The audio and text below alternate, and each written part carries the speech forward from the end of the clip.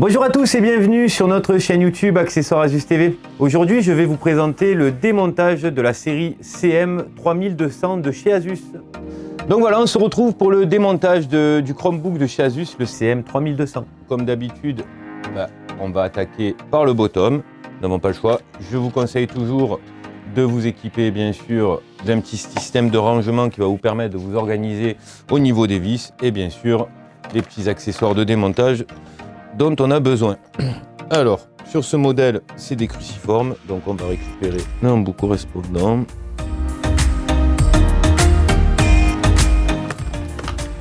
Donc je contrôle toujours la longueur, la longueur des vis, pour pas me tromper. Alors logiquement, ça doit être les mêmes.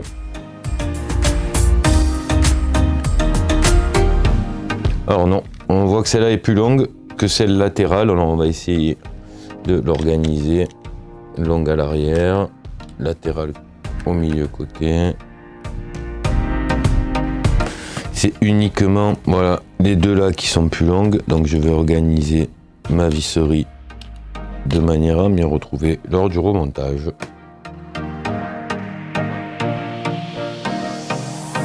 On va faire comme d'habitude. On va essayer de trouver un endroit qui va, vous voyez, ça a été facile. Voilà. On force pas rien, on fait glisser comme d'habitude.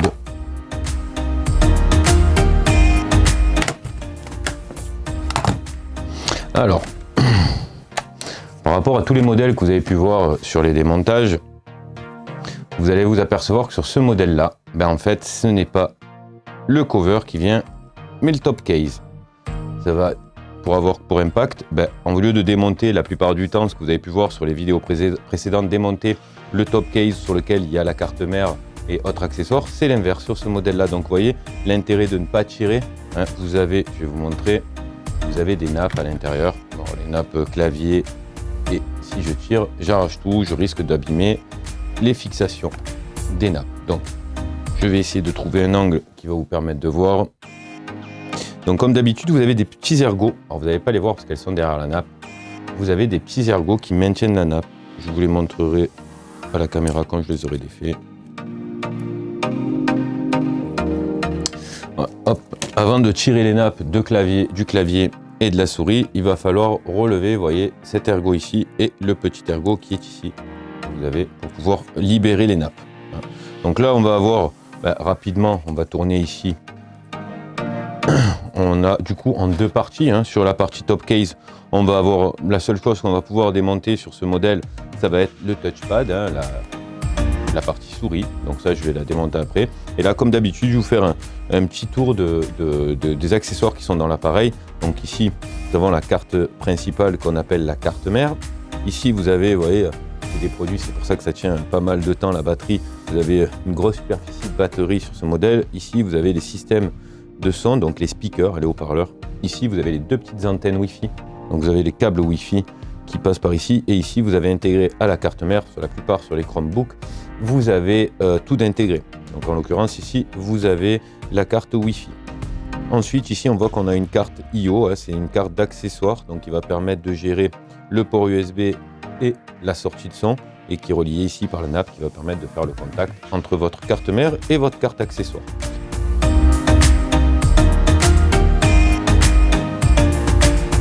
Donc on va simplement déjà commencer par décoller ici, pour pouvoir libérer ici la visserie du touchpad, et on va simplement dévisser. Donc déjà on va contrôler, habituellement il y en a 3, je vois qu'il y en a 2 aussi, donc ne pas forcer, c'est voulu.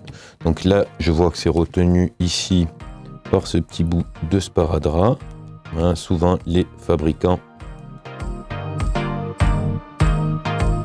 vont mettre pour bien maintenir en plus de la visserie. Donc on va essayer de respecter le collant, voilà.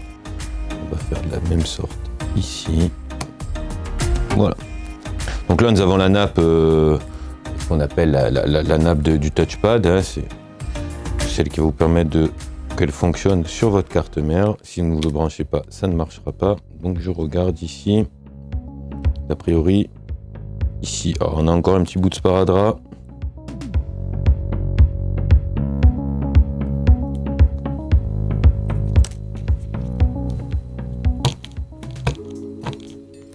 Ici, nous avions encore un petit bout de sparadrap, on va se servir de là.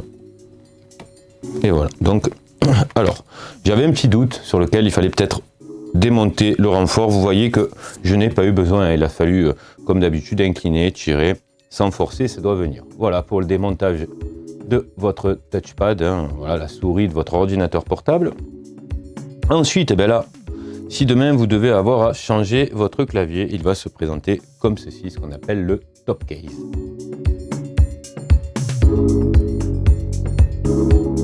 Donc là, on va attaquer comme d'habitude. La première des choses à faire, et ce que je vous recommanderais quand vous allez intervenir à l'intérieur de votre appareil, c'est déjà de débrancher la batterie. Alors sur ce modèle, vous voyez, par habitude je cherchais les ergots, mais il n'y a pas d'ergot, donc ça doit être simplement branché. Alors de tirer sur les fils, vous n'avez pas forcément le choix, mais évitez de tirer trop fort, histoire de ne pas faire sortir les fils de la broche. Alors, je vais m'aider comme d'habitude de toujours une petite partie plastique, hein, puisque comme ça ce n'est pas conducteur.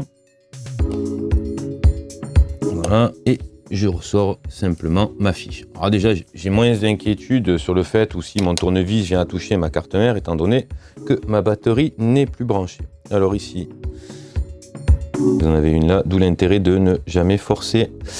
Alors, hop, je vais faire ça. Ma batterie, elle va aller là. Je vais retirer ici.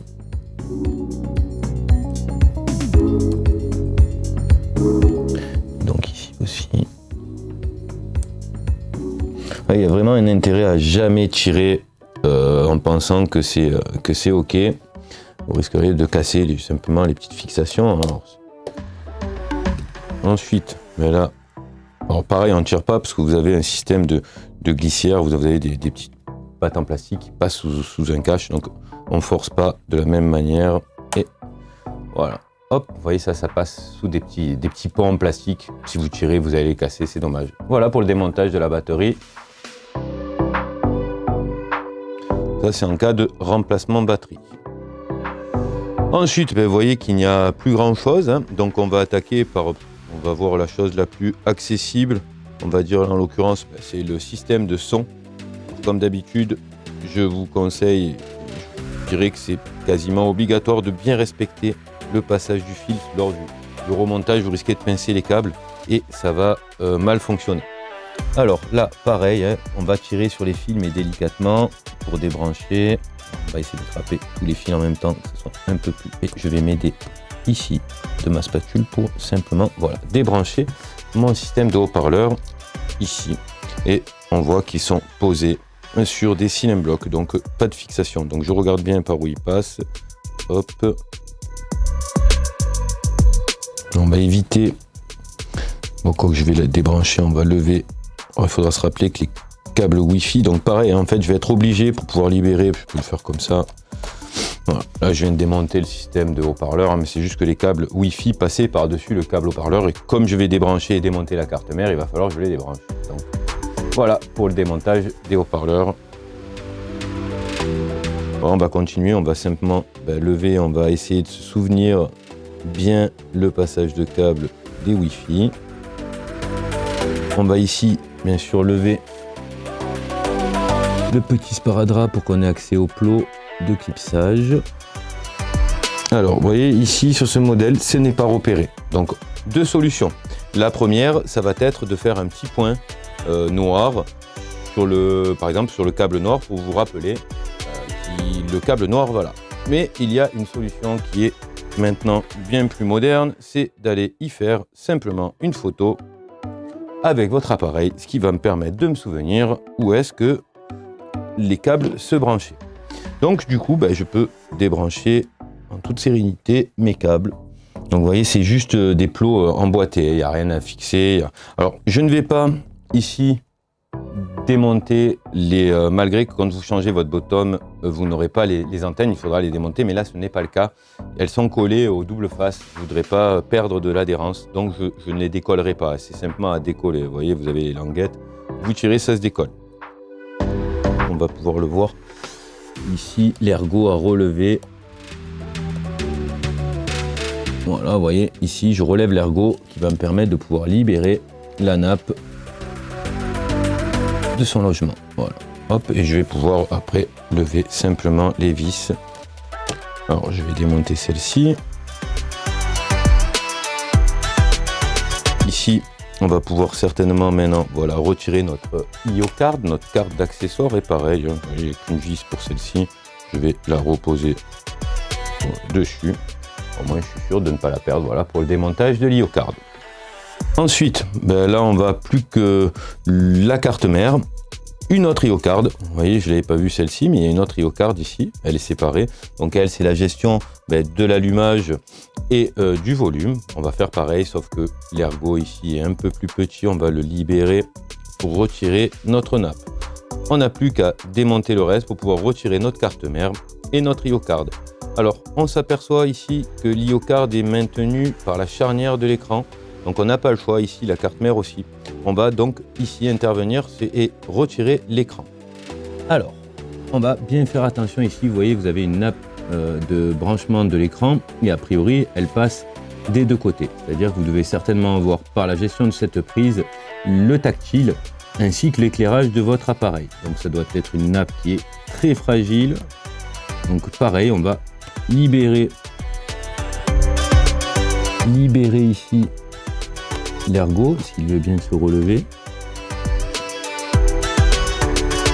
Voilà, donc vous voyez, je libère l'ergot, je vais sortir ma nappe, mais elle résiste un petit peu. J'ai déjà libéré l'ergot, donc ça veut dire que si je démonte mon écran et que je vais pas forcer, mais retirer, elle va pouvoir se libérer sans forcer. Donc on va procéder comme ceci. Et n'ayez pas peur d'y aller par étapes, hein. Je fais la même chose étant donné que je démonte 30 ordinateurs par semaine et pourtant je garde toujours la même philosophie d'y aller vraiment avec délicatesse. Ah, je vois ici que j'ai encore deux petites parties sparadrap.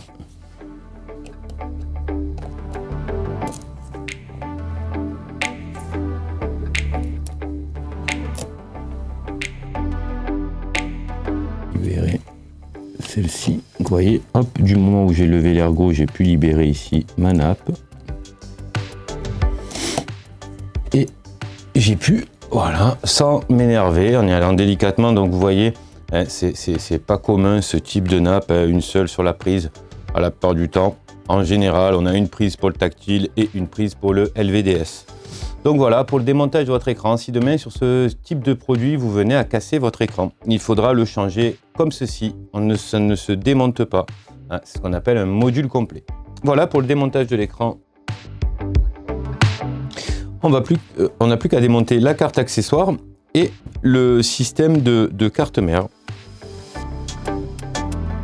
Alors pareil, vous voyez, vous avez des petits triangles en repère hein, pour voir. Alors là, je ne suis pas sûr que celui-là il tienne la carte mère. On va voir au fur et à mesure du dévissage, mais à chaque fois, il y a un triangle en repère. Voilà, là, il y a un rond. Et...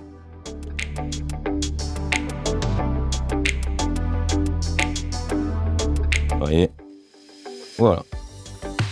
Donc là, vous venez de démonter votre carte mère. Alors, sur les types de cartes mère comme ceci, n'allez pas plus loin au niveau de votre système de refroidissement. Vous voyez, c'est particulier, c'est que du passif, il n'y a pas de système de ventilation. Ça va être très contraignant de devoir le changer. Voilà pour le démontage de la carte mère. Et là, nous n'avons plus que la dernière carte ici, donc l'IO card, la carte d'accessoire sur laquelle il y a deux vis. Alors, ouais, ils n'ont pas facilité, une noire, une grise.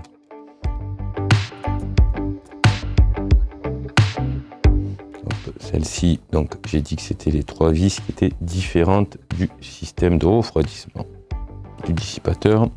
Et là, nous avons la grise ici et la noire au milieu. Et je peux retirer simplement ma carte d'accessoire, donc celle qui gère les boutons d'allumage et du son. Voilà, on vient de démonter complètement le CM3200. Voilà, merci d'avoir suivi cette vidéo. Comme d'habitude, si ça vous a été utile, n'hésitez pas à fracasser le pouce bleu, n'hésitez pas à vous abonner pour me suivre et je vous dis à très bientôt pour de nouvelles aventures.